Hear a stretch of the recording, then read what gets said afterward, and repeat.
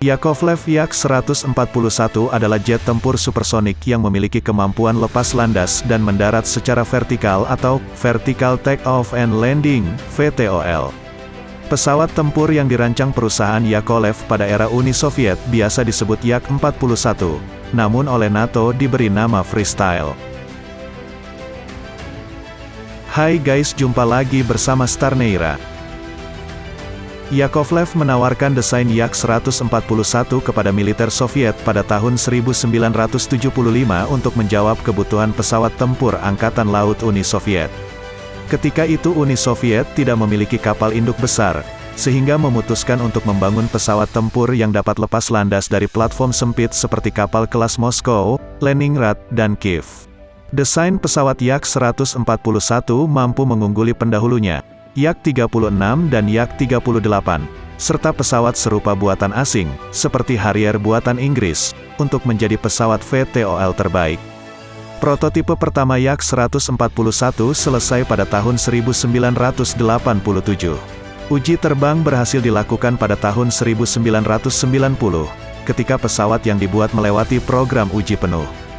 Termasuk lepas landas dan mendarat vertikal, lepas landas pendek, terbang dengan kecepatan supersonik kemudian melambat, melayang, dan mendarat. Pada tahun 1991 dua pesawat prototipe melakukan pendaratan vertikal pertama di kapal induk ringan kelas Kiev. Setelah penerbangan ini, pesawat baru diberi nama Yak-141. Namun, program ini dihentikan pada tahun 1991 setelah kecelakaan pendaratan di kapal induk. Setelah Uni Soviet runtuh, dana militer jadi sangat terbatas. Pada tahun 1992 program Yak-141 akhirnya benar-benar dibatalkan. Apalagi pada tahun 1995 Rusia menonaktifkan semua kapal induk kelas Kiev, untuk platform pendarat pesawat Yak-141.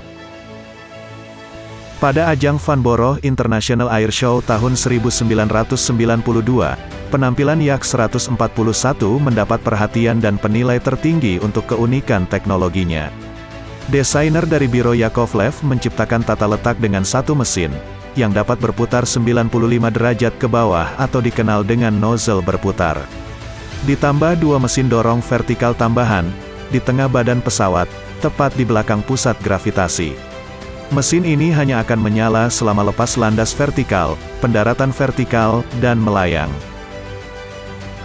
Pada awal 1995 Lockheed Martin menjalin kemitraan dengan Yakovlev untuk pengembangan lebih lanjut dari pesawat Yak-141.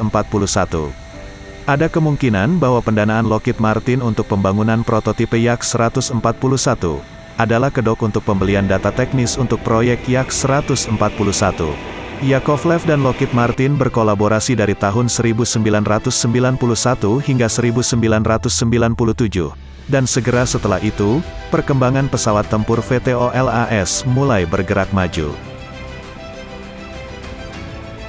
Prototipe X-35A pertama diluncurkan pada tahun 2000 dan dibuat perdananya pada tahun yang sama. Pada tahun 2015, pesawat F-35 menghadirkan versi lepas landas pendek dan pendaratan vertikal, VTOL, yaitu F-35B, yang dioperasikan Korps Marinir AS. Sorotan fokus pada teknologi nozzle putar 3 bagian pada F-35 sangat mirip dengan Yak-141. Amerika secara radikal mengubah desain nozzle putar melalui Pratt & Whitney, perusahaan pembuat mesin jet. Lokasi kompartemen kipas pengangkat dan boom ekor badan pesawat dipasang relatif terhadap mesin pengangkat pada sudut yang sama seperti pada Yak-141.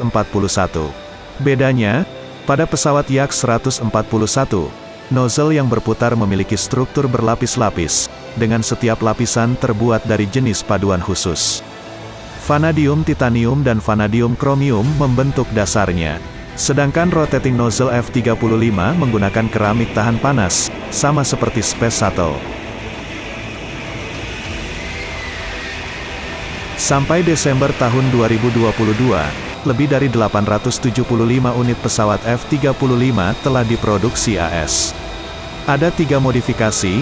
Pertama, versi dasar disebut F-35A dan dianggap paling sederhana. Ada versi lepas landas pendek F-35C VTOL yang dibuat dari versi F-35B adalah yang paling canggih secara teknis di jajaran F-35.